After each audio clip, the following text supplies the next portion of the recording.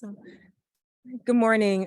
Today we're with Gary Williams, who will tell his cessation story about his time smoking and how he decided to not smoke anymore, and the journey that he had, and why he, especially since his father's dead, we wanted to discuss with the father what his journey was to stop smoking and what this process meant for him and for his children, and what it means for the next generation and generations to come. And I'd like to welcome Gary. And Gary has quite a story. He's actually interested in working in cessation, and he is a very educated young man. His education has propelled him to even understand the value of not smoking anymore. So I would like Thank to you. introduce Gary. You're welcome. How are you today?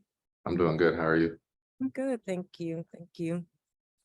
So Gary, tell us a little bit about your cessation story and how you began smoking and what made you decide to stop, and also how you've been able to continue a smoke-free lifestyle. Um, I think I started smoking because I was introduced to it. I live with my grandma, so I was always around secondhand smoke. I had access to her cigarettes, so sometimes I would steal cigarettes, and that's the first time I ever started smoking. I had stole one of her cigarettes, and after I took the first puff, I liked the way that it made me feel. I got the lightheaded feeling at that time. And, after I had that first cigarette, I just continued. And the reason why I stopped smoking is because, I started learning about social determinants of health, how nicotine causes type 2 diabetes, lung and throat cancer. And me being a 36-year-old Black male, I feel that the tobacco industry targets people like me, and just educating myself and having two young boys, I told myself, I want to be here when they graduate high school, when they have kids, when they go off to college. So what can I do to better myself and my health? And smoking was one of the first things that came to mind. Is like, first of all, you have to stop smoking these cigarettes. You have to give up the nicotine. And I'm not gonna lie, it was hard. I've been smoking since I was a teen, a pack a day. And another thing, that really helped me was understanding that my grandma died from COPD, and I'm the one who found her laying there on the couch after she had her heart attack because she had stents in her heart because she smoked 4 packs a day. So, that really helped me because I started thinking to myself, it runs in the family. What if I get a COPD or emphysema like my grandma did? And, I'm not going to lie, the first couple of weeks, the first 2 months, it was hard having the withdrawals, the cravings. And, it's not good because, I have a mental health issue also. So I was learning how to cope with it, with dealing with the anxiety, dealing with the stresses that come with it, the sweats. I was having sweats because I don't know if it was because of the way I was feeling or what I was thinking, but I would wake up in cold sweats, and then I would be craving, and, I would want another cigarette, but I would tell myself like, man, if you could get through all the stuff that you got through, then, you could get through stopping smoking cigarettes. And I just had to keep realizing, like, looking at my aunts and, the situation with my grandma, especially my aunts, seeing them and how, they're 58 and 60 years old. I don't want to look like that when I get that age. And I think that smoking takes time off of people, you know, um, the life expectancy. So I utilized, basically my family. And I said to myself, I'm strong enough to do this. And then, I use prayer, and God is good. So God helped me to be able to overcome the cessation of wanting to, smoke the cigarettes.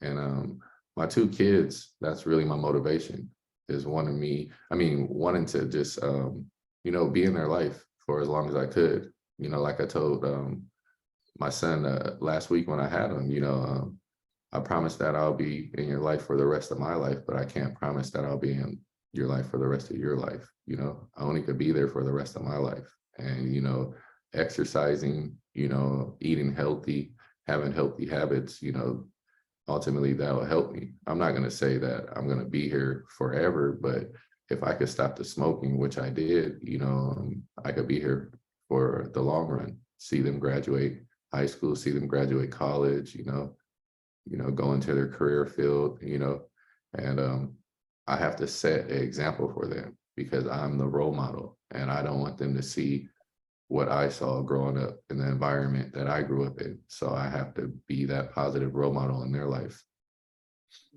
And you touched on that a bit in your book, Criminal to CEO, which is actually one of our suggested readings for this month. So Thank a you. bit about your life, and yeah, we appreciate that. And you're sharing your story. Yeah. Thank you so much. You're welcome. You're welcome. And you mentioned this about your sons, and how did you feel when you were smoking around them? Like, were you thinking about maybe possibly quitting at that point, or was it something that just started to occur as you became more educated? How did that process take Well, I'm gonna place? just be very honest. My youngest son, it's like he's a light from God, and I'm gonna be honest with you. So he told me one day, like, "Yeah, Daddy, you need to stop smoking." And for me, I'm very self-aware. I'm very in tune with myself. So when he told me that, I'm like, man, like, why would a child be saying this to me? Obviously, he must know something that I don't know because they're very intuitive. So maybe he's getting The mouth of baby, message right? yeah, maybe he's getting messages from somewhere else that somebody's telling him, hey, you need to relay this message to your father. And he told me that. And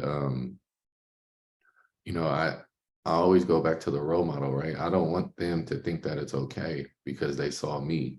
So that was that was very rewarding to be able to just say, hey, you know what? My sons don't like this. I'm exposing them to secondhand smoke.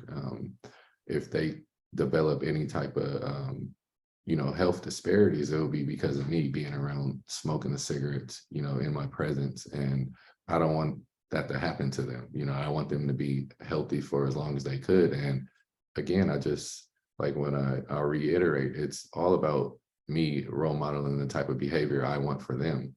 And you know, just him saying that to me really opened my eyes also to be like, this is a 7-year-old child telling me that I shouldn't be smoking cigarettes. So, maybe I should listen because a lot of times as parents, we want to think that, you know, we are the authority, but I don't look at it like that. Like when I try to discipline with my kids or talk to them, I get down to their level, and what I mean by that is I get on my knees so I could meet them where they're at. And by him telling me that, I looked at it as, somebody conveying a message through him to me to let me know that maybe if I didn't stop smoking, I would have had health problems. Maybe I would have had lung problems, throat problems. I don't know.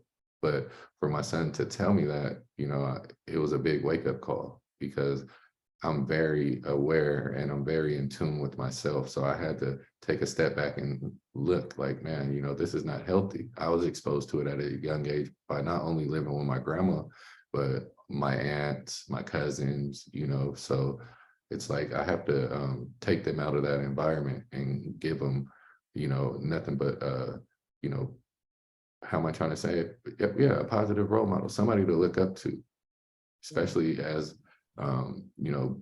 Black youth coming up in this world. I feel that I have to model that behavior that I want for them. Definitely. And it's like you're breaking a cycle that started when you were young. You didn't want to continue that, and that's a miracle even in itself. Yes, it is, because like I told you, me having the withdrawals, that's where people relapse, is because it's like if they don't know how to use other coping skills, like I learned dealing with mental health, that's why I was able to get through it, is because I had other coping skills and tools to use to be able to help me, you know, um, get over that craving, because it was easy to start, but it was hard to, give it up. So, speaking of that, do you feel like tobacco cessation will be part of your work with fathers?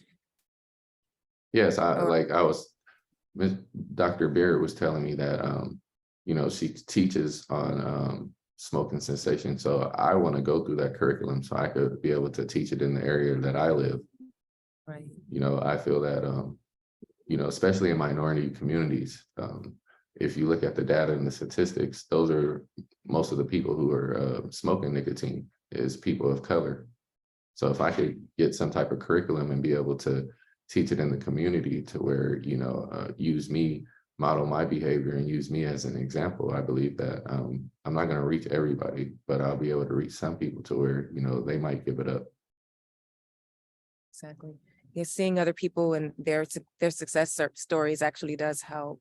And that's why we do appreciate you sharing yours. Um, and I know you have a very busy day ahead of you. You're speaking somewhere. And if you don't mind touching a bit on your background with mental health, as far as what your work is, your current work, and also where you'll be speaking today and things like that, so that we can understand a bit more about the professional work that you do as well. So as a child, I didn't know that I had mental health issues, but I was always the one who they called the bad child, right? I was always in trouble, always talk back, stuff like that. But as I got older, I was like, what's going on with me? So I went and, I spoke to a therapist and a psychiatrist, and that's when, I was diagnosed with a mental health condition.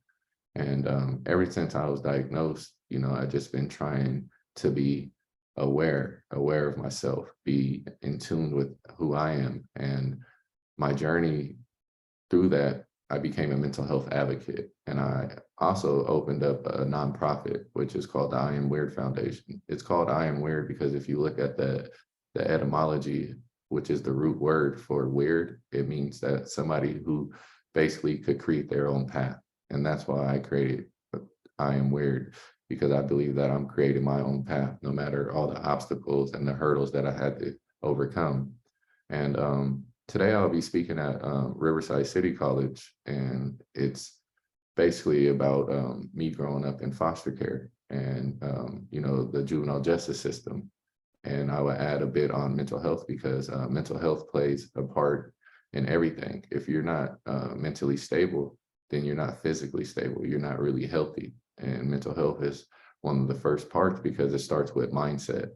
So I chose to become a mental health advocate so I could break the stigma behind mental health, especially mental health in the Black community, because I feel that a lot of Black people, they don't want to go seek help. We're taught to be strong, that we can endure everything. And that's right, we could, we're resilient, but at the same time, we do need help and we do need to seek out professional help because sometimes what we're going through, it's overbearing. So that's why I chose to become a mental health advocate and, to advocate for others in the mental health space. It's very important that you do that because, again, your story does make a difference to other people. So do you have are there any special parting words that you'd like to share with the viewers or anybody who is interested in your story or the cessation community? Yeah, I just want to say that it's not going to be easy. The journey is going to be hard. Like I told you before, you're going to have nights where you might be waking up in cold sweats. You might have a lot of anxiety. You might feel a certain type of way, but after you get through it, that first month, the second month, the third month, it's going to get easier as the longer as it prolongs. It's going to get easier. It's I say that every great thing, you have to go through something before you reach success, right? So when it comes to smoking, it's going to be hard, especially the first 5 days. That's what they tell you. But as long as you have the proper mindset and, you develop the proper tools, you'll be able to overcome anything. I agree. Those are very powerful words. So thank you so much. Is there anything you'd like to say to your sons or other fathers as well? Yeah, I just want to tell other fathers to make sure that we show up, and I'm not just saying show up materially, money wise. I'm saying be there, because we're the role models for them.